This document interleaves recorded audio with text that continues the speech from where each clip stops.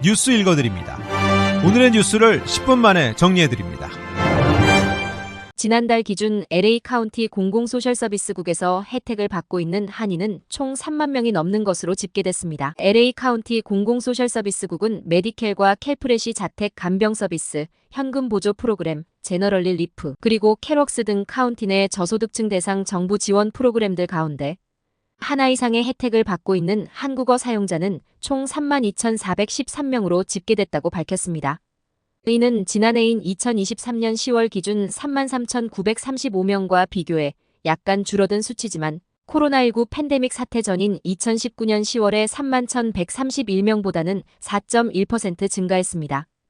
언어 사용자를 기준으로 사용자 현황에서 한국어 사용자는 아시아계 언어 중에서 중국어에 이어 두 번째로 많은 것으로 나타났습니다. 미성년자 성매수 의혹에 휩싸였던 트럼프 2기 행정부 초대 법무장관 지명자 맷 게이츠가 후보직에서 사퇴했습니다. 트럼프 대통령 당선자가 인선에 가장 신경 쓴 법무장관직에서 첫 낙마 사례가 나온 가운데 다른 측근으로 빈자리를 즉각 채웠지만 인준에 협조할 것으로 보였던 공화당 상원 의원들이 반기를 든 결과인 탓에 트럼프의 충성파 기용 인사에 추가 제동이 걸릴 가능성도 배제할 수 없다는 분석이 나왔습니다. 월스트리트 저널은 연방정부 관료 집단을 재편하려는 대통령 당선자의 야심의 대체로 동의하는 공화당 의원들이라도 당 지도자에게 맞설 의향이 없지 않다는 걸 게이츠 사례가 보여줬다고 짚었습니다. 도널드 트럼프 대통령 당선인이 주요 내각 및 백악관 고위직 등 20여 명에 대한 인선을 발표하는 등 조각의 속도를 내고 있지만 흑인 출신이 단 한 명도 없어 반발이 일고 있다고 더일이 보도했습니다. 트럼프는 선거 기간 흑인과 히스패닉 등 소수계 표심에 구애해왔지만 당선 이후엔 이들을 외면하고 있다는 불만이 거세지고 있습니다. 트럼프 당선인은 내각의 경우 장관 16명 중 11명을 채웠습니다. 지난 1기에도 트럼프가 백인 남성을 위주로 내각 요직을 채우면서 비판을 받은 데 이어 2기에도 주요직에 유색인종은 단 한 명도 없다고 언론들은 전했습니다. 이 때문에 민주당 진영에선 트럼프가 승리를 위해 유색인종에게 구애하더니 선거 이후엔 모른 척한다는 비판이 나오고 있습니다. 도널드 트럼프 대통령 당선인이 교육부 장관으로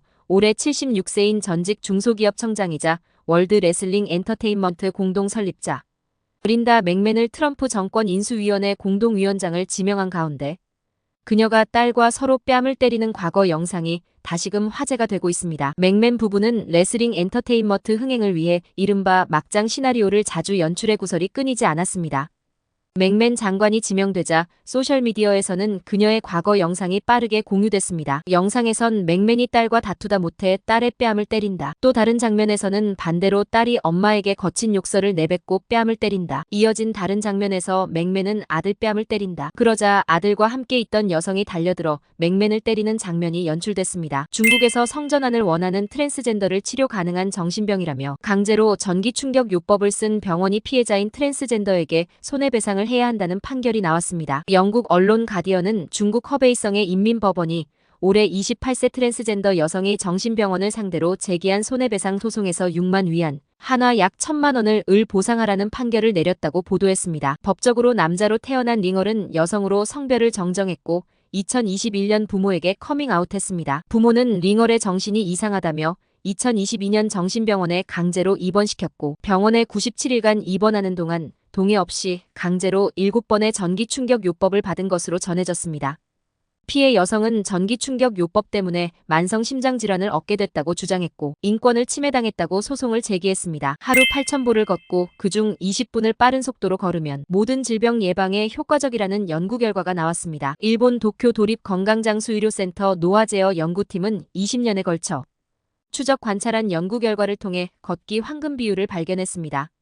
빨리 걷기의 기준은 걸으면서 숨이 차오를 때 대화가 가능한 정도입니다. 하루 4,000보의 속보 5분이면 우울증이 예방되며 5,000보의 속보 7.5분이면 심장질환과 뇌졸중 위험이 감소한다. 7,000보의 속보 15분은 대장암, 유방암 등 암 예방과 동맥경화, 골다공증 개선 효과를 낸다. 한편 하루 2,000보 이하로 걷고 속보가 없으면 노쇠 위험이 커져 결국 누워 지내게 될 확률이 높은 것으로 결론 내렸습니다. 한국뉴스입니다. 자녀 입시 비리와 감찰 무마 같은 혐의가 인정돼 1. 2심에서 실형 선고를 받은 조국 혁신당 조국 대표에 대한 대법원 선고가 다음 달 12일에 나옵니다.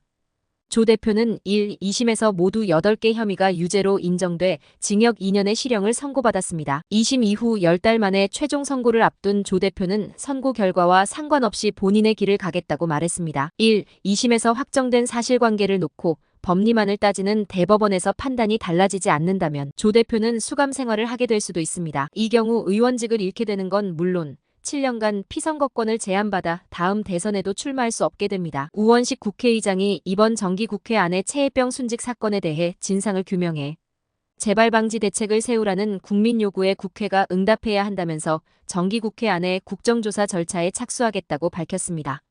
여야가 특위위원들을 정하면 정기국회가 끝나는 다음 달 10일 전까지 본회의에서 국정조사 실시계획서를 채택하겠다는 겁니다. 민주당은 환영의 뜻을 나타내고 국정조사 절차 진행에 적극 협조하겠다고 밝혔습니다. 국민의힘은 이재명 민주당 대표 위증교사 1심 선고를 앞두고 민주당의 여론 분산 시도에 국회의장이 앞장섰다고 비판하며 공수처 수사가 진행 중이고 국회 청문회와 현안질의 국정감사 등 진상규명 노력을 충분히 했다는 입장입니다. 여당이 국정조사에 완강히 반대하고 있어 1999년 외환위기 관련 국정조사 뒤 25년 만에 야당만 참여하는 단독 국정조사가 될 거란 관측이 제기됐습니다. 끝으로 날씨입니다. 남부 캘리포니아 지역 내일부터 주말 동안 비 내릴 전망입니다. LA와 오렌지 카운티는 낮 최고 기온은 71도, 밤 최저 기온은 48도 예상됩니다. 밸리와 인랜드 엠파이어 지역 낮 최고 기온은 72도, 밤 최저 기온은 44도 전망됩니다. 해안가 지역은 낮 최고 기온 62도, 밤 최저 기온 48도 예상됩니다. 산간 지역 낮 최고 기온은 62도, 밤 최저 기온은 27도, 사막 지역은 낮 최고 기온은 73도, 밤 최저 기온은 25도 전망됩니다.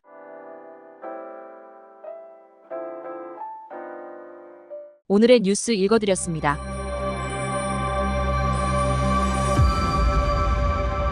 고맙습니다.